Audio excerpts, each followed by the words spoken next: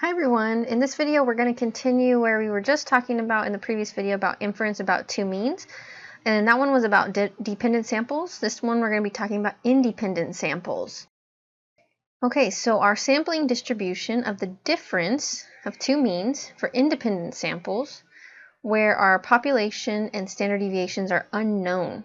So in this case, suppose that a simple random sample of size n1 is taken from a population with unknown mean mu sub 1, and our unknown standard deviation is going to be sigma sub 1. Very similarly for the second population, we just have a subscript of 2. So then if the two populations are normally distributed, or if the sample sizes are sufficiently large, which in that case it's size 30 or more, then our test statistic value t is found by this calculation here, this formula.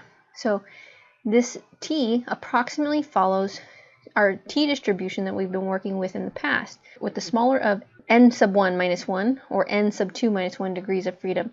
So out of your two samples, you pick the smaller one for the degrees of freedom. And then x1 bar and x2 bar are the sample means from each of those two samples. And then our s sub 1, s sub 2 is our sample standard deviations. And then as always, n is our sample sizes. So our first objective is to test hypotheses regarding the difference of two independent means. So to test hypotheses regarding two population means with unknown population standard deviations, we can use the following steps. But first we have to verify some things. And so this is all provided that the samples are obtained using simple random sampling, or through a completely randomized experiment with 2 levels of treatment. The samples are independent, and the populations from which the samples are drawn are normally distributed, or the sample sizes are large, 30 or more. And then for each sample, the sample size is no more than 5% of the population. So we've had to verify these criteria before, so it's similar to what we've already done in the past.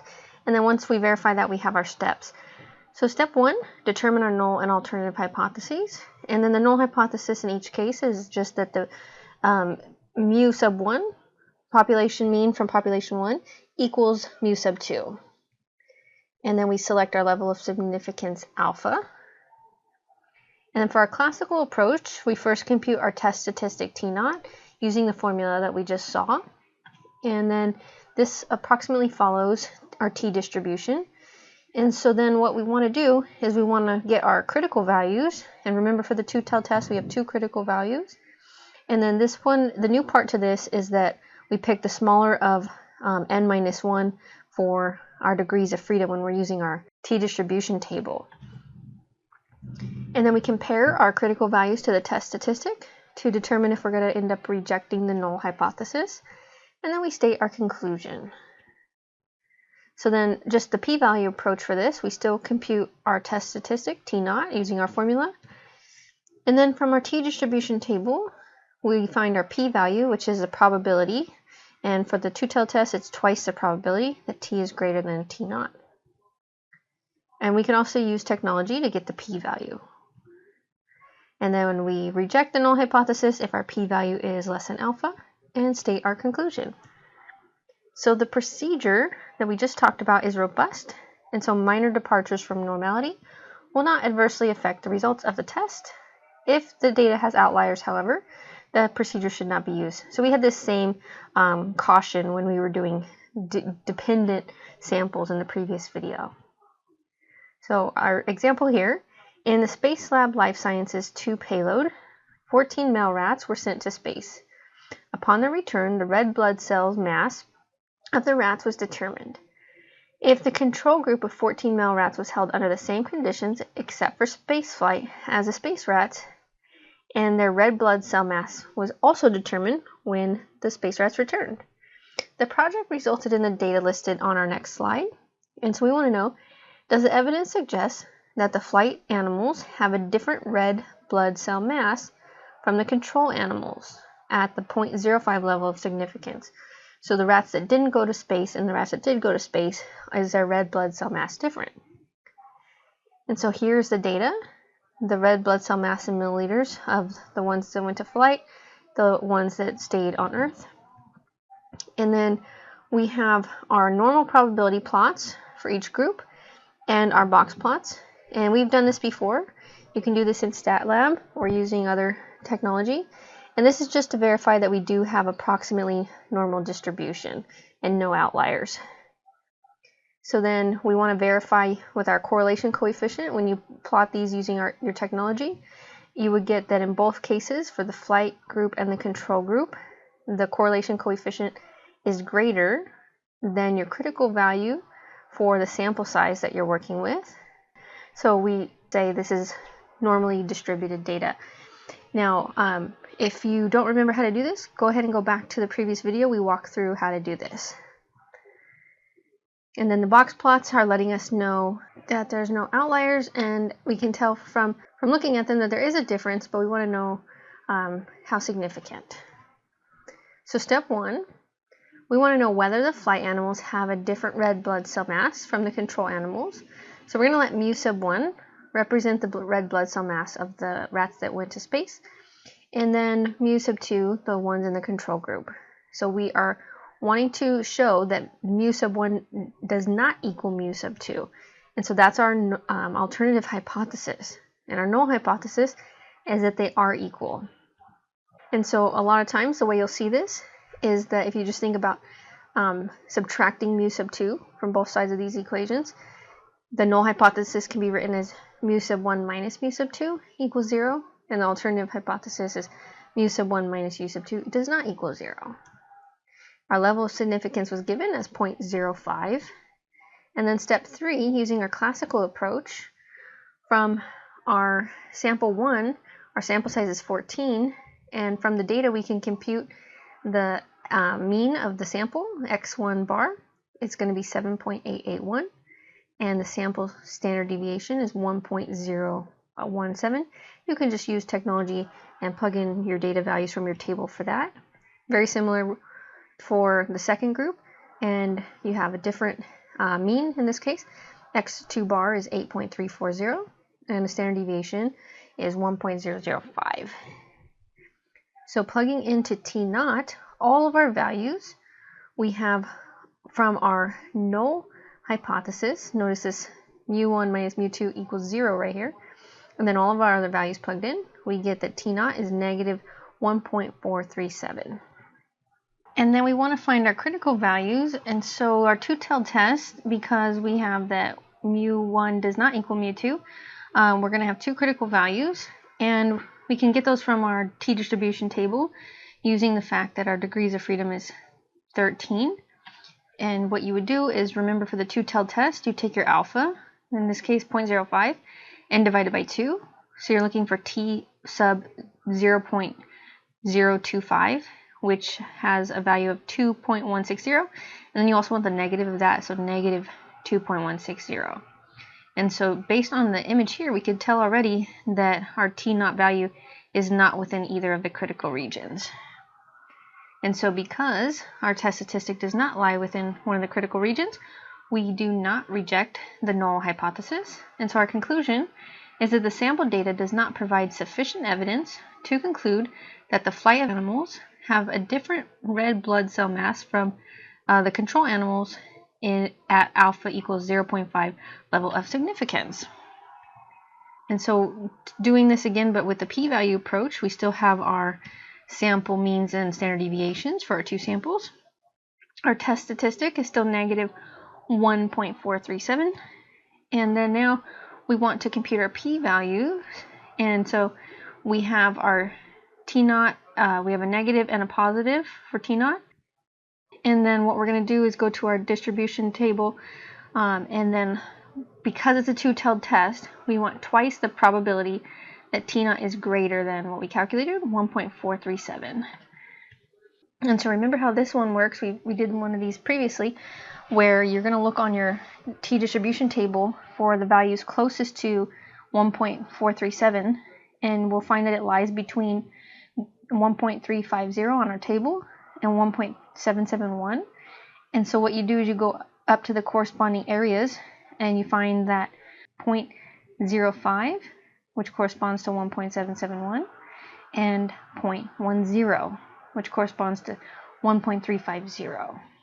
Now, because it is a two-tailed test, don't forget we have to double that. And so we say twice 0.05, that's where 0.10 came from, and then twice 0.10, which is 0.20. So p-value is in between those two values. And then if you use technology like StatCrunch, you can get that your p-value is actually 0.1627.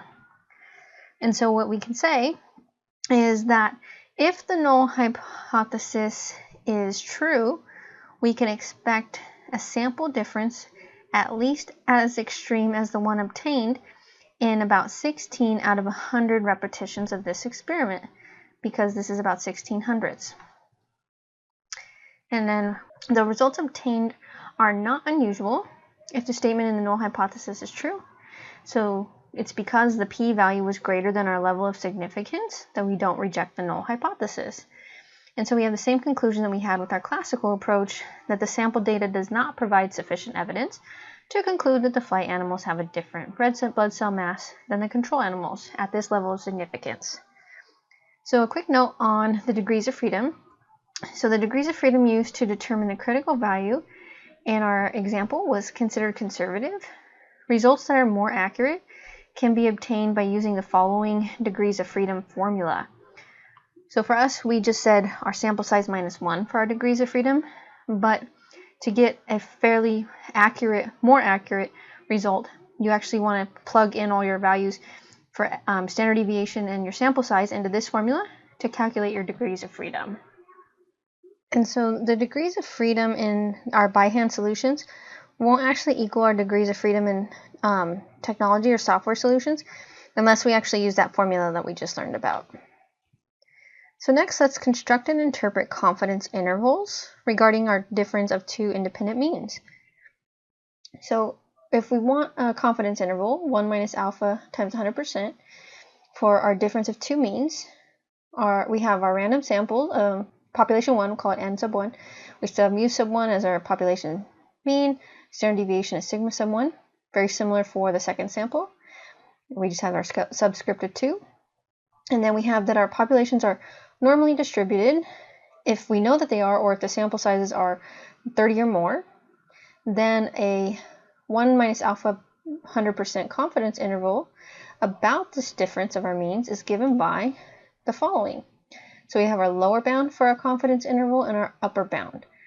So we've calculated confidence intervals in the past, and so notice it's going to be the difference of our two means, and then for the lower bound minus our critical value times this sum of the standard deviation here. And then for the upper bound, it just changes by a plus sign. And then t sub alpha over 2, alpha comes from our level of significance, coming from our confidence interval that we're trying to obtain. And then we have that we pick the smaller of the two degrees of freedom from our two sample sizes. Okay, so with this example, a Gallup poll of 513 national adults aged 18 and older who consider themselves to be Republican asked, of every tax dollar that goes to the federal government in Washington, D.C., how many cents of each dollar would you say are wasted? The mean amount wasted was found to be 54 cents with a standard deviation of 2.9 cents. The same question was asked of 513 adults who consider themselves to be Democrat. The mean amount was found to be 41 cents with a standard deviation of 2.6 cents. We want to construct a 95% confidence interval for the mean difference in government waste, and so we have mu sub r for the Republican minus mu sub d for the Democrat, and then interpret our results. So the samples are independent and obtained through simple random sampling, and for both samples, they're considered large in size. They're less than 5% of the population. And so our requirements are fulfilled so that we can use our t distribution. And so we can go ahead and start our steps. And so we calculate our sample statistics for each group. And so we have the given values. Our mean of our sample for R was 54. Our standard deviation was 2.9. Mean of our sample for D was 41. Standard deviation was 2.6. So for our degrees of freedom, if you go to your distribution table, 100 is the highest before you go over this number. And so the corresponding critical value for your corresponding alpha, so real quick, we want t sub 0.25 because we're looking at a 95% confidence interval. So remember how this goes. You take, so 1 minus alpha is 0.95, and so that means alpha is 0.05, and you divide that by 2. That's where 0.025 comes from. So the critical value corresponding to that is 1.984.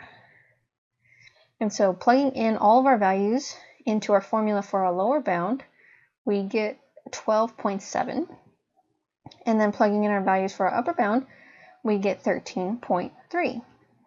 So if we use technology, we have our same values from here, and we will get that our lower bound is 12.66 and our upper bound is 13.33.